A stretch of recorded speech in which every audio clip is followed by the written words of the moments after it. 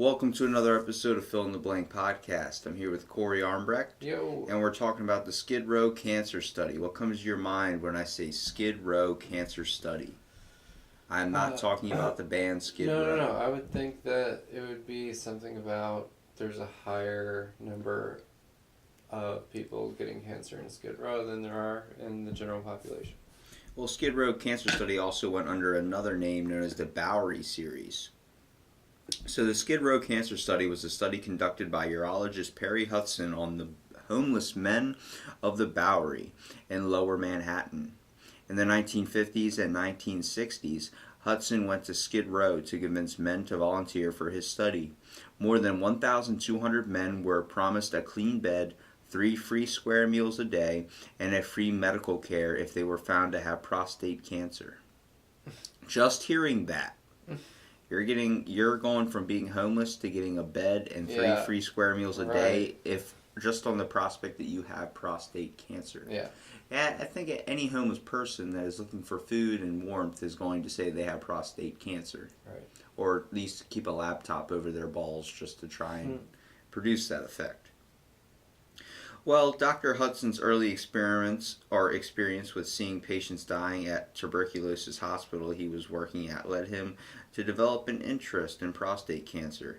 His discovery about the lack of information regarding treatment for the disease and medical training for rectal exams needed to diagnose the disease drove him to pursue research in prostate cancer.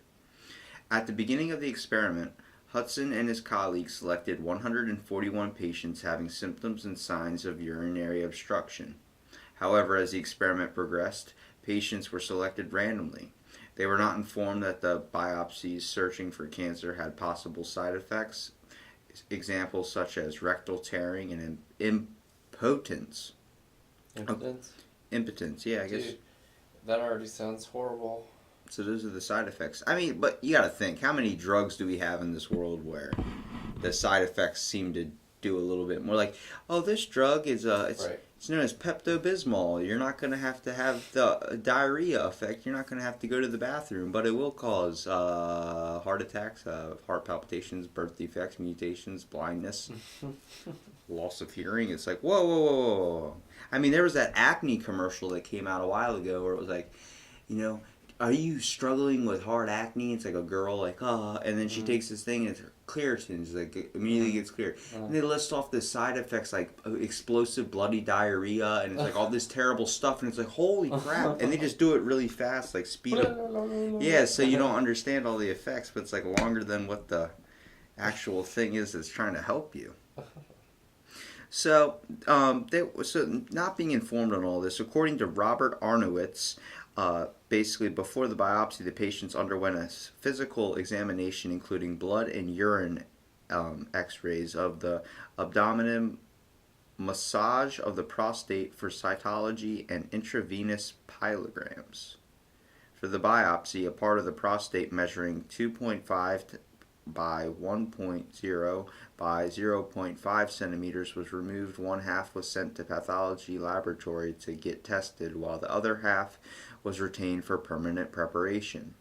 If the results showed cancer, a perineal prostatectomy and God, what is that? I don't know, but it's scary. Were performed on men, followed by diethyltryptol treatment. The homeless were targeted for these biopsies because they were painful and untested, and less vulnerable populations would not volunteer. So dithylliberstrol therapy is what can be classified as a synthetic estrogen used in androgen deprivation therapy, also known as ADT. Basically, it gradually fell out of favor because of its cardiovascular toxicity. Another offset was the cost and hormone refractory that later developed after receiving this type of therapy. So being given estrogen as a male, directly injected into your prostate. Yeah. It does not seem like the way to cure cancer. Imagine getting a shot to your crotch. Perennial, what was it? It started with perennial, ended with Your balls getting cut open. Oh my god. Perineal I guess that's prostactomy? Is that prostactomy, yes. Alright. Oh my word. And then there was another one that's called orchiectomy, was performed on the men, followed by dithiobestrol treatment. These words I have never seen, and they look like, I feel like you're chunking through them, dude. I don't know how I would do it. I feel like I have dyslexia reading it. I have dyslexia hearing it. That's scary, man, being injected with estrogen straight to the crotch. Well, some background. Before securing a lead research position at Columbia University, Perry Hudson received surgical training in the Navy and obtained a research position in the urology at Johns Hopkins University under William Scott. Over time, Hudson's desire to learn more about prostate cancer led him to pursue a research position at Columbia University, where he led various research projects and was given ownership of various labs. In addition to his academic accomplishments, Hudson was appointed head of urology at Francis Delafield Hospital. Hudson's intent with the Skid Row cancer experiment was to figure out whether or not prostate cancer was terminal and how it soon could be diagnosed. He continued working in the urological field after leaving Columbia and also became involved in tobacco research, laboratory science, and other major preventative research. In addition, the efficiency of Hudson's treatment for what he deemed early cancers using methods such as radical surgery, castration, and diethyltryptol therapy was still... Yeah. I mean, you gotta think, you're getting research done. What are you willing to do to come to the conclusion? We've tested so many things and done so many unethically things. This is why we have a Geneva Convention that it still kind of seems like it does not fully play an effect in a lot of these scenarios. It never, ever does. Nobody even knows what it is. I mean, I do, but you know what I mean? Like, no one understands the true guidelines on it. Like, no, they feel like it can be bent. The rules can be bent. So only in comment by the NIH in a response to one of Hudson's requests for funding do they consider malpractice, asking for documentation of his compliance public health service policy. Hudson has practiced in South Pasadena, Florida, Columbia University, New York City, and the Francis Delafield Hospital in New York City. Hudson passed away in 2017 at the age of 99. Wow. Wow, he just couldn't hold on one more year. Could have been made to 100. So what are some consequences of this experiment? The ultimate goal of Dr. Hudson's research included finding a viable way to use open perineal biopsy to diagnose prostate cancer at an early stage. He wanted to see the biological history of the disease and prove that the best way to treat it was to attack any signs of the cancer before it was a serious issue. However, the Bowery series lacked a control group of patients who were not biopsied, so he was unable to compare data with his experimentation group. He lacked any proof of evidence that the people treated were able to live longer and were actually subjected to further health risks. Thus, the Bowery series yielded little effective data, and the patients suffered from side effects by the OPB. Although he was unable to accomplish his goals, Dr. Hudson set the precedent for future studies in a push for the screen and treat movement. Before the Bowery series, prostate cancer could only have been detected at its late stages when it was already too late to save the patient's life. However, recent advancements have enabled medical professionals to diagnose the cancer in earlier stages. So even though that this kind of experiment failed in a way, it really succeeded because it kind of paved the road to better treating for prostate cancer. Did it? I thought it didn't. No, they didn't have much evidence through his experiments. Right. But then he really set a precedent for future studies and a push. So that's what they're saying, that he set a precedent for future studies. In the sense of? That he was the one to think that it's okay to castrate people? Not that it's okay to castrate people, but to be able, that we need to find a way to be able to detect prostate cancer. Okay. So, I mean, just the experiments that he was doing, he might have did it in a dumb or kind of like primal way. Unethical? Yeah, but I mean more of a primal way, you know what I mean? Like the original, the origins kind of to it. I mean, how many times do we take something and then improve it? You know, it seems like we're always making a prototype 2. That's why there's a prototype 1. You don't get the prototype 50 randomly. Right. Usually you have to go through another 49. Right. So over the course of a decade, starting in 1951, Dr. Perry Hudson recruited over 1,200 subjects from the Bowery flop houses in the Skid Row of New York. Many of the recruits were down-and-out men who suffered from alcoholism and mental illness. To motivate enrollment into the study, food, bedding, and medical care was offered, but the risks involved with the open perineal biopsy procedures were not fully explained to the patients, and many of them suffered long-term health consequences. The whole idea that it seems like adding the fact in this article they said they suffered from alcoholism and mental illness really kind of takes away the innocent factor of them being experimented on. Hearing that, it kind of lightens it up to you, like in a better delivery. You know what I mean? If you're a judge trying to judge him for trial and you explain that the people that were being tested were basically drug addicts and these types of things, you might lose a sense of like affliction with the problem of the experiment. If you heard they were testing kids that were like normal and like fine, not going through drug problems, you wouldn't give him a reason to, you know, you give him life in jail or something, life in prison. But it's the fact you said alcoholics and people with mental illness and they're homeless and you're just like, and they're all men, you highlight that factor, you're kind of like, all right, well, I feel like we'll give you 10 years. The mental part doesn't help, I don't think. Why don't you think the mental part doesn't help? I think that makes it worse. But what do we classify as mental illness? ADHD is a mental illness. I understand that too. So you really have to take into account what type of mental illness for these people. Were they just hobos screaming and rubbing shit on the walls? Because that can be a mental illness, but the whole factor is how do we value a person's life and what a person should is okay to be acceptable to torturing somebody or experimenting on somebody. So basically, at least in my opinion, I just think adding that stuff into the article really just kind of lightens the load. Well, Dr. Hudson claimed that the procedure involving excising a 2.5 by 1.5 centimeter core of posterior prostate caused no harm. However, an independent research team proved otherwise, reporting post-op incidents of impotence, rectal laceration, and a diminishing sexual function in 24 patients.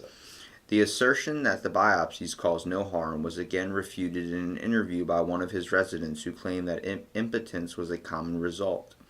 The results of the study were published periodically as case studies. In the preliminary case series, the symptoms of a 100-person cohort that tested positive for cancer was described. Dr. Hudson implemented radical treatments to his cohort that he ambitiously beyond the standard of care with little scientific backing or efficiency. In addition to the surgical castration of these 100 men, he treated them with estrogen hormone therapy, which was later proven to be ineffective and detrimental. The hormone therapy put the patients at risk for heart disease and stroke and caused a loss in muscle tone and overall stamina. In a summarizing study, Dr. Hudson reported that out of 686 patients tested, the mortality rate for men with negative biopsies was 20%, and the mortality rate for men with positive biopsies followed by rigorous treatment was 30%. Dr. Hudson did not publish results for a control or a group with biopsies done without hormone treatment, so the value of the research results are unclear. Ethics. The ethical integrity of the tactics that Dr. Perry Hudson used to recruit volunteers for his experiment have been questioned. Some of his methods exploited the fact that his volunteers were mostly homeless men. For example, Hudson would offer his volunteers compensation in the form of meal tickets and temporary shelter in a hospital room. Then, in order to ensure participation, authorities would only present the meal ticket to a volunteer once he showed up for the study. Because they were homeless, the volunteers saw these rewards as very attractive. Additionally, their lack of education made it more likely for the Bowery men to volunteer for Hudson's experiments. as it could not fully understand what they were signing up for, and particularly at the time of the experiment. The method of open perineal biopsy was a new and largely untested, and it would have unlikely for someone to voluntarily undergo the procedure. Moreover, the volunteers were very ill-informed. They were not provided with clearly written papers about the dangers of their biopsies, such as rectal tearing. Even though the perineal biopsy approach seemed to have its benefits, its potential risk for rectal perforation was quite high. The surgery might have been seen as ethical if proved in a different matter of better circumstances, like just getting consent. That's very, very true, because how many times when we test a drug on the public and we're using like human testing or doing some type of testing of that sort, that when you sign the thing, you're getting a certain amount of money, which they kind of highlight first so you kind of get attracted by it, but then start listing off some of the side effects. I believe that the ethical thing to do in this situation was if he would have just asked and been straight up honest with what some of the side effects might be, we might not even have heard about this study. Because of the whole fact that it might have actually performed better and he might not have done something that is seen as unethically wrong. Yeah, but then you end up with like friggin' Nazis. What do you mean? But I mean, what's the definition of a Nazi? Do you think the Nazis were just people that just got caught? No, I meant like the ones who experimented on like the Jews and shit. Yeah, but I mean, they were doing it because they had the idea that it was gonna. Sick. Yeah, but you know what we did once that was all over with? We used their research to our benefit to know. So like, they did it, we don't have to do it. Right. The whole idea of Operation Paperclip, where we took all their research and everything and we let the scientists not be punished because we were able to use their research. We're like, well, someone did it, so we might as well just use it. Yeah. But I mean, it's like... I agree with that too, though. It's messed up. Just not that. Just not... I don't know. Just not that way. Are those almonds making you think a little bit? It's like, it like brings up the whole, does the end justify the means and shit. Does the end justify the means? That's a good quote. But does it, though? I mean, we got more beneficial production on research now for prostate cancer, a better way to treat it, but was it worth those people suffering? And do you believe that 1,200 people that served and did this type of experiment, do you believe that it would be less if they were just told what they were going to be interested in or experimented on? That number probably would drop a little bit, but how far would it drop if you're being promised free food and all this stuff? But we already agree with that with so many other things with science too. I'm not saying that humans are, on par with animals, but we're kind of close anyway, but whatever. Like, we do this with animal models all the time, and PETA and all these groups, animal rights activists, don't want monkeys being experimented on and all these things. But that's how we advance science, by doing all these crazy experiments that have trial and error, horrific outcomes to these animals. Trial and error. It's, I think honestly the number of people that would be in the experiment is probably like a good 6, maybe out of the 1,200 that would have, if they would have been told, the number probably would have dropped to like a 6 total people of experiment. Because what guy's going to want to step up to get a shot in his dick or anything to do with his dick that gets castrated? Or in between his balls and his asshole. The taint? Because isn't perennial, they're saying perennial, right? Yeah. So that's your perineum. That's your I didn't know that. Yeah, that's your gooch. So it's like... I'd just be more upset someone trying to get near my crotch. I don't know, man. Imagine getting a paper cut there. Well, I mean, from an interview with Dr. Perry Hudson, defended his experiment ethics. He said he felt no regret, saying the volunteers seemed to him to be fully aware of the aspects involved in the study. Also, they did not receive any monetary incentives from him to participate, which otherwise he thought would constitute coercion. Once becoming aware of Hudson's practices, an editor of the Journal of Cancer wrote him a letter asking what protection he had from the university's legal department. Hudson subsequently stopped publishing the results of his research. The whole idea of a voice speaking up saying, I'm going to sue you, or what's your, do you have a lawyer? And the guy's starting to quit his study because of the fear that he's going to get found out what he's doing is not what they would call ethical or moral in the right of the human eyes. It's hard to think, man. I mean, would you, as a scientist looking to better research on prostate cancer, be willing to castrate somebody without telling them that this is what you're going to be doing? I feel like it goes against your morals.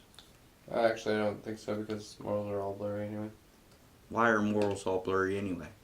Morals are always blurry. It's the whole right can be wrong, right, and wrong can be right.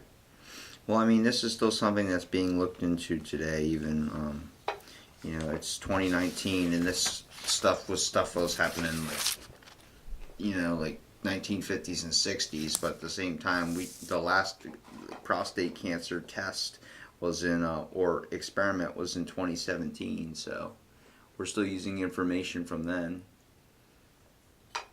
So it's really difficult to think, man. I mean, it's definitely something that people should look more into. I mean, with a lot of sketchy stuff the government does, it seems to be like a little bit of a lighter experiment compared to some of the deeper, darker stuff. Oh, yeah, it is. But, I mean, it's still messed up, because when you look at the idea of a human life, it seems like we're able to, we can devalue in a way. If you look at someone and say they're an alcoholic, so, that devalues the person. But it also makes it more lighthearted and a better thing to be given, I guess, or found out about, like, evidence-wise, when it is caught and it is thrown up. It's like being a judge, coming from a judge's perspective. If you lead the article with all 1,200 people were men, alcoholics, and dealing with mental illness, and they were all homeless, I'd be like, well, that's better than testing it on a normal person. But we don't look at people in the eye of human anymore. We look at them as they're defining social class and defining someone by that. Like, you need to define people as people and not, dislocated or disoriented in a way. And this is what Little Dicky talked about in his song Earth. We're all just people. We got to learn to love one another, and without that, we're never going to be better as a society. So, anybody that wants to look up the Skid Row cancer study, please do. And hopefully this informed you a little bit while I basically rambled off while Corey sat here eating trail mix. The road to hell is paved with best intentions. I thought the road to hell was paved with good intentions. Sure. Not best. You don't want the best intentions. You want the average intentions. Fair enough. Well, thanks for being on this episode of the podcast, Corey, and hope to have you on again soon. Bye.